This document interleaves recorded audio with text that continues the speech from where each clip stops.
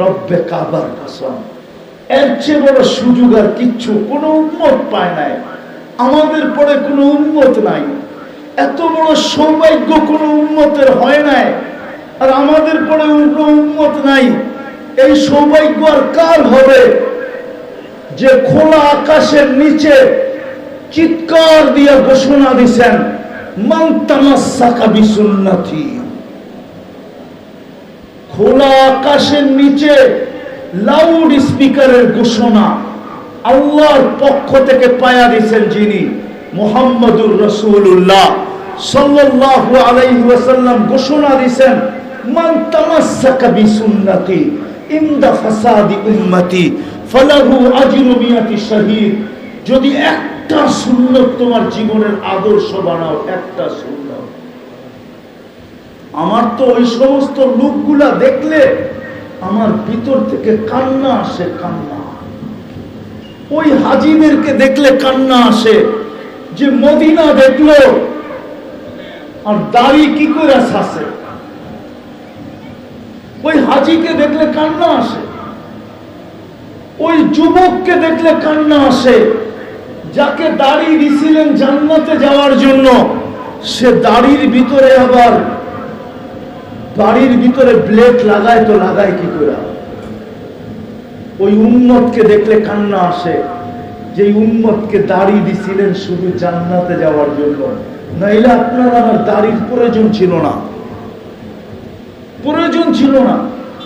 এই উম্মতের মর্যাদা পড়লে বোঝা যায় এই উম্মতের দাড়ির প্রয়োজন ছিল না, দাড়ি দিছেন শুধু জান্নাতে যাওয়ার জন্য। কি হ্যাঁ, হায় হায়, আমি তো বলি যার দাড়ি উঠছে ওর তো সারাদিন দোয়া করা দরকার, আল্লাহ একটা পাকায়া দাও। কি একটা একটা পাকায়া দাও। কেন? কেন দাড়ি যদি একটাও পাকে তো হাদিসে কুদসি, ইন্নাল্লাহা লা ইস্তাহি, আল্লাহ লজ্জা পান ওই দাড়ি পাকা আল্লাহকে দেখলে। একটা দাড়িও যার পাকছে তারে দেখা আল্লাহ, কেননা দাড়ি পাকা শুরু হয়েছে ইব্রাহিম আলাইহিস সালাম থেকে, এর আগে দাড়ি পাকতো না। সর্বপ্রথম দাড়ি পাকছে ইব্রাহিম আলাইহিস সালামের, তাও একটা। কয়টা?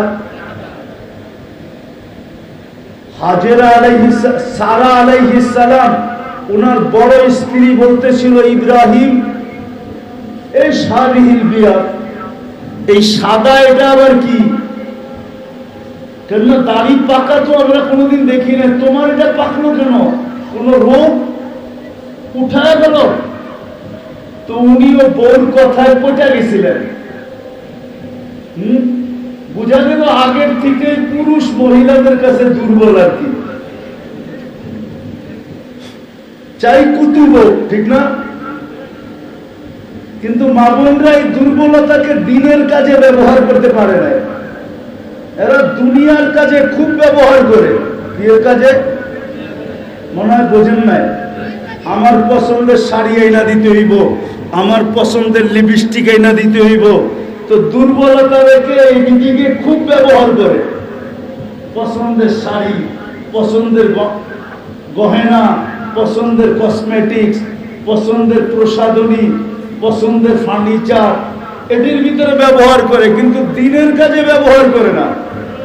যদি দিনের কাজে ব্যবহার করত তাহলে সমস্ত মা বোন, আমার তো বিশ্বাস বর্তমান জমানার মা বোনরা রাবেয়া বসরিকেও বলতো পিছে থাক, পিছে।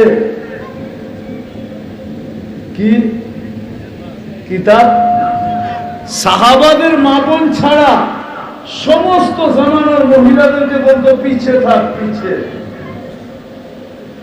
যদি ব্যবহার করতে পারতো তো বলছে উঠায় ফেলো। তো ইব্রাহিম আলাইহিস সালাম হাত নিয়ে গেছেন দাড়ির কাছে, আল্লাহ উপর থেকে আওয়াজ দিছে খলিল। তো আওয়াজ শুনে হাত থেমে গেছে, উঠায়ও না। কেন? হাদিহি হিয়াল কেরামা, তোমাকে সম্মানের চিহ্ন লাগায় দিছি, চিহ্ন, এটা সম্মানের চিহ্ন। এই জন্য আমাদের কিতাবে আছে এক মুহাদ্দিস মারা গেছে, তো স্বপ্নে দেখার পরে সবাই জিজ্ঞাসা করছে যে আপনার সাথে আল্লাহ কি ব্যবহার করলো? কয় দাড়ি দেখায়া জান্নাতে চলে গেছি। কয় দাড়ি দেখায়া মানে? তো পুরা কাহিনী খুলে বলতেছে স্বপ্নে। আল্লাহর সামনে যখন উপস্থিত হয়েছি তো আল্লাহ জিজ্ঞাসা করছে, ওই বুইরা খাটাস কি নিয়ে আইসোস? ও দাড়ি পাকনা বুইরা কি নিয়ে আইসোস? তখন হাদিস মনে উঠছে, তখন বলছি কিচ্ছু নিয়ে আসি না, শুধু দাড়ি নিয়ে আইছি, কিচ্ছু না। আল্লাহ আরো চাইতে গেছে, দাড়ি, শুধু দাড়ি? কেন চেতেন কেন? আপনি কি জিবরিলকে বলেন না? জিবরিল কি আমাদের নবীজিকে বলে নাই? আমাদের নবীজি কি সাহাবাদেরকে বলে নাই? সাহাবারা কি তার ছাত্রদেরকে বলে নাই? ওনারা কি আমাদেরকে শোনায় নাই হাদিস? আপনি সাদা দাড়ি দেখলে লজ্জা পান, এখন তো সামনে আইসা দেখতেছি উল্টা আরো রাগ হয়ে যান। তা আল্লাহ হাইসা দিয়া বলতেছে, আমিও সত্য বলছি, জিবরিলও সত্য বলছে, আমার বন্ধুও সত্য বলছে, বন্ধুর সাহাবারও সত্য বলছে, সবাই সত্য বলছে, যা তোকে মাফ করে দিলাম। দাড়ি দিছিলেন জান্নাতে যাওয়ার জন্য। কিলিংশের যুবক দেখলে আমার চোখ দিয়ে পানি আসে, যে যুবক তোকে দাড়ি দিছিল জান্নাতে যাওয়ার জন্য, তুই শেভ করস কি কইরা? মুসলমান যখন দাড়ি ছাড়া দেখি তখন চোখে পানি চলে আসে, যে হায় ওকে দাড়ি দিছিলেন জান্নাতে যাওয়ার জন্য, ও দাড়িতে প্লেট লাগায় কি কইরা? হজে যাওয়ার পরে হাজি যখন শেভ করে তো ওকে দেখলে আরো চোখের পানি চলে আসে, যে মদিনা দেখলো ও দাড়িতে প্লেট লাগায় কি কইরা? দাড়ি তো দিছিলেন জান্নাতে যাওয়ার জন্য। বিশ্বাস হয় না? বিশ্বাস হয় না? হায় হায় হায় হায়, উম্মত নবী চিনল না। এই জন্য আপনাদের পায়ে হাত দিয়া বলি, কথা তো উলামায়ে কেরাম অনেক বলছে, আমি আপনাদেরকে দুই দলকেই পায়ে হাত দিয়া বলবো, উলামাদেরকে বলবো, তোলাবাদেরকে বলবো, তোমরা এই মাসটা উম্মতের মাঝে নবীর আদর্শ বয়ান করো, সিরত বয়ান করো, শান বয়ান করো। সকালে এক জায়গায় করো, বিকালে আরেক জায়গায় করো, মানুষের মাঝে ছড়াও, এত ছড়াও যে মানুষ এত করো এক মাসে যে মানুষ ওই আগাছা ভুলা যায়। ওই আগাছা যেন যেটা জমিন থেকে উঠছে ওটা জমিনের সাথে মিশা যায়।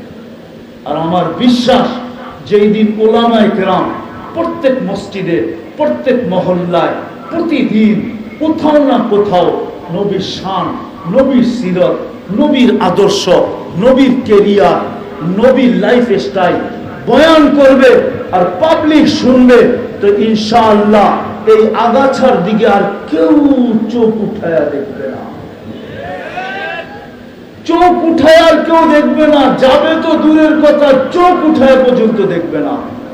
আমি ওলামাদের পায়ে হাত রেখা বলবো, আমি দুনিয়াতে না দেখলে এই কথা আপনাদেরকে বলতাম না। আমি দুনিয়ার অনেক দেশে দেখা আসছি, আমি দেশের নাম বলতেছি না, চলেন দুই একটা বইলেই দেই। আমি সুদান দেখা আসছি, আমি ইয়ামান দেখা আসছি, 1 তারিখ থেকে নিয়ে 30 তারিখ পর্যন্ত লক্ষ লক্ষ মানুষের মজমা হয়, শুধু নবীর শান শোনার জন্য আসে, নবীর সিরাত শোনার জন্য আসে। নারী একদিকে, পুরুষ একদিকে, ওইখানে আগাছা নাই, 30 দিন পর্যন্ত শোনায়। সুদানে একবার আমি পর্যন্ত ওই মজলিসে ইনভাইট করা হয়েছিল, আমি একবার নিজে গেছি। আমি 6 বার সুদান গেছি, 6 বার। একবার আমি নিজে গেছি ওই মজলিসে, আমি ওইখানে দাওয়াতি মেহমান ছিলাম। আমি আমার নাম ফাটাইতে চাই না, প্রচার করতে চাই না, আপনাদেরকে বুঝানোর জন্য বলতেছি। আমি নিজে ছিলাম, আমি নিজে ছিলাম ওইখানে। কেন আয়োজকরা একজন আমার বন্ধু ছিল, সে আমাকে বাংলাদেশ থেকে নিয়ে গেছেন। আর এমনই ছিল যে আমার 2 কাম একসাথে ছিল, এক সপ্তাহ পরেই আমার তাবলীগের প্রোগ্রাম ওইখানে ছিল, আমি এমনিও যেতাম, আমি এক সপ্তাহ আগে চলে গেছি, আমি ওইখানে ছিলাম। এই জন্য আপনাদের পায়ে হাত দিয়া বলি, ওলামাদের, তোলাবাদের, প্রত্যেক মসজিদের ভিতরে ডেলি একটা সময় নির্ধারণ করেন, পুরুষরা শিক্ষক, মা বোনদেরকে শিখান, আর সাধারণ সাথীদেরকে পায়ে হাত দিয়া বলবো এই মাসে নবীর একটা সিরত পড়েন, সিরতের ছোট একটা কিতাব পড়েন, ছোট একটা কিতাব। সবচেয়ে ছোট কিতাব মাদ্রাসায় পড়ানো, এটা বাংলা হয়ে গেছে, সিরাতে খাতেমুল আম্বিয়া। এটা বিলকুল ছোট, বাংলা হয়েছে না হয় নাই? ভুল বলতেছি? আমাদের হক্কানি আলেমই তো করছে। বিলকুল ছোট, এটা পড়েন। বাকিগুলো বড় বড়, অল্প কয়েক পাতা, সিরাতে খাতেমুল আম্বিয়া। আপনাদের পায়ে হাত দিয়ে বলি, নবীর শান সিরত পড়েন, চর্চা করেন। এই রবিউল আউয়াল মাসে নবীর আদর্শ শিখেন।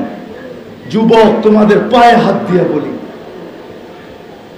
কেননা আমি গত এই 18 তারিখে সেপ্টেম্বরে, আরে আগস্টের 18 তারিখে আমি আসছি। আমি আপনাদের বিজয় উল্লাস দেখি নাই। আমি গেছি জুলাইয়ের 18 তারিখে, আমার সফর ছিল ইংল্যান্ড, কানাডা, মিশর হয়ে, সৌদি হয়ে আমি ফিরে আসছি। আবার 12 তারিখে আমার সফর আছে, আমি চলে যাব। আমি দুনিয়া ঘুরে বলতেছি, যুবক, তোমাদের পায়ে হাত দিয়ে বলি, এই মাসটা নবীর সিরত শিখার জন্য, পড়ার জন্য তোমরা নেটকে ব্যবহার করো। তোমাদের নেটের বিরুদ্ধে না আমি, একটা মাস তোমরা ব্যবহার করো, একটা নবীর আদর্শকে তুমি নিজের সঙ্গী বানাও। এই জমানায় একটা আদর্শই তোমাকে 100 শহীদের মালা পড়ায় উঠাবে। কয়শো শহীদের? কয়টা সুন্নাত? একটা আদর্শ, একটা করবেন।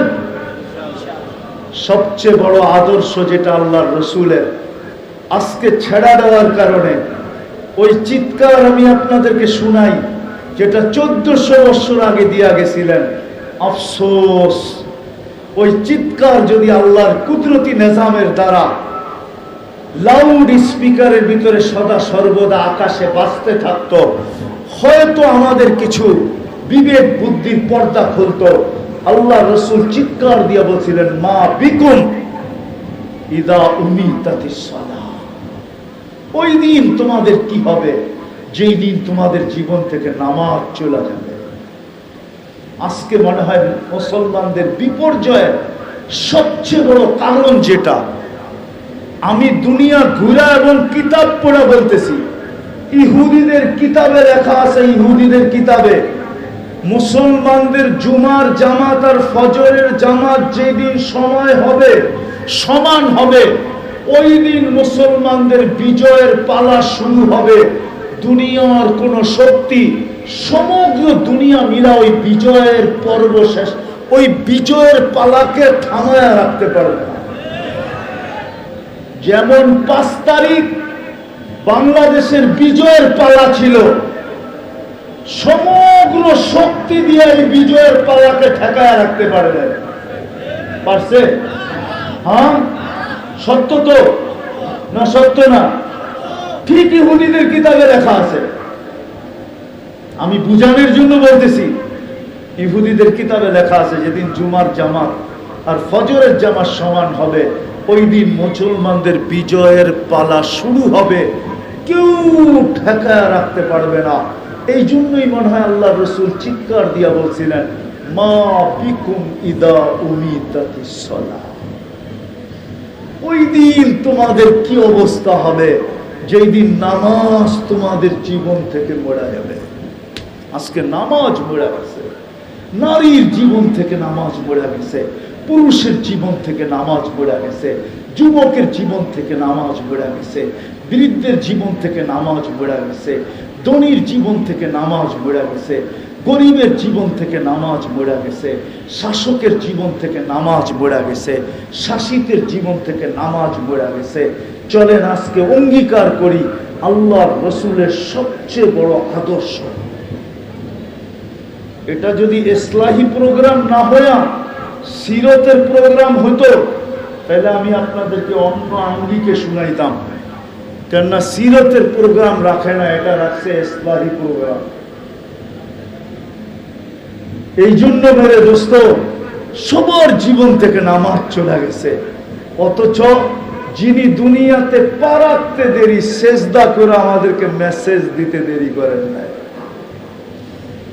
যিনি পায়ে হাইটা যেতে পারতেছিলেন না, দুইজনের কাঁধে চড়া মসজিদে যেতেছেন, কাঁধের উপরে ভর কইরা, দুইজনের কাঁধের উপরে পাওগুলা জমিনে লাগাইতে পারতেছিলেন না, টিকাইতে পারতেছিলেন না, পাওগুলা জমিনে হেসলাইতেছিল। ওই অবস্থায় যখন মসজিদে যাইতেছিলেন তো চিৎকার দিতেছিলেন, আসসালা আসসালা আসসালা ওমা মালাকাত আইমানুকুম। চিৎকার ছিল নামাজ। দুনিয়া আইসা সেজদা করছেন, প্রথম মেসেজ দিছেন নামাজ নামাজ নামাজ। আপনারা বলেন আরশে গেছে নামাজ আনতে, এটা আমি মানি, কিন্তু পুরা মানি না। কেননা মেরাজ তো হয়েছে অন্য কারণে, অন্য আরো 10টা কারণে। কয়টা? তার ভিতরে একটা নামাজ। নামাজ আনতে যাওয়া এটা একটা কারণ, কিন্তু মেরাজ তো হয়েছে অন্য কারণে। চলেন একটা শুনাই। যখন আই পড়ছি রবিউল আউয়ালে, যখন হাঁটি হাঁটি পা মুহাম্মদুর রাসূলুল্লাহ যখন হাঁটতে শিখছেন, একটু একটু হাঁটতেছেন, তো আমেনা কোলে নিয়ে কাঁদতেছিল। শ্বশুর বাড়ির লোকজন জিজ্ঞাসা করছে, আমেনা কাঁদিস কেন? আব্দুল্লাহ নাই। মানি বাচ্চা যখন হাঁটতে শুরু করে তো সবচেয়ে বেশি খুশি হয় বাবা। ছেলে হইলে তো কোনো কথাই নাই, আর আমারটা তো ছেলেই। বাবা সবচেয়ে বেশি খুশি হয়, আঙ্গুল ধরে হাতের গতি বাড়ায়, হাঁটার গতি বাড়ায়, বাজারে ঘোরাইতে নিয়ে যায়, এদিকে নিয়ে যায়, সেদিকে নিয়ে যায়, দুনিয়াকে দেখায় আমার কলিজার টুকরা হাঁটতে শিখছে। আব্দুল্লাহ তো নাই, কে হাঁটার গতি বাড়াবে, কে ঘুরাইতে নিয়ে যাবে? আমার মনে হয় কিতাব এটাই বলে, আল্লাহ মনে হয় কানে কানে আইসা বলছে, আমেনা কাঁদিস না। আব্দুল্লাহ ঘুরাইলে আর কোথায় ঘুরাইতো? মক্কার অলি গলি, একটু দূরে নিয়ে গেলে ওকাজ আর মাজান্না, দুই মেলা,